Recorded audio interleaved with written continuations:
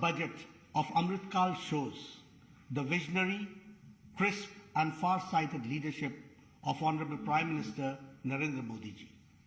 This budget shows how our stable, growing economy, the power of young India, the technological and innovative capabilities, the multicultural work ethics, and how firmly India is poised for infrastructure-driven growth.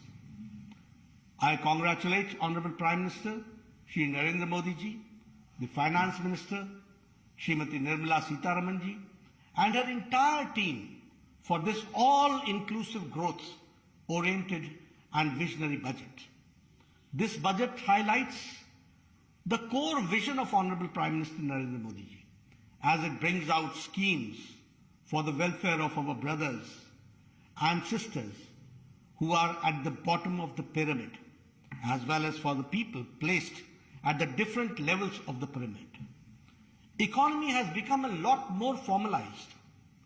Efficient implementation of schemes like Swachh Bharat, free vaccination for all, Ujjwala, Jan Dhan Yojana, Pradhan Mantri Awas Yojana, food support and direct benefit transfer to 2.2 lakh crore to farmers, insurance cover for the weaker sections, infra spend push, historical increase in the capital outlay for the railways. In 2019-14, 10,600 crores were spent. But in 2022-23, 2,40,000 crores are being spent. Agriculture credit target being increased to rupees 20 lakh crore, up by 11.11%.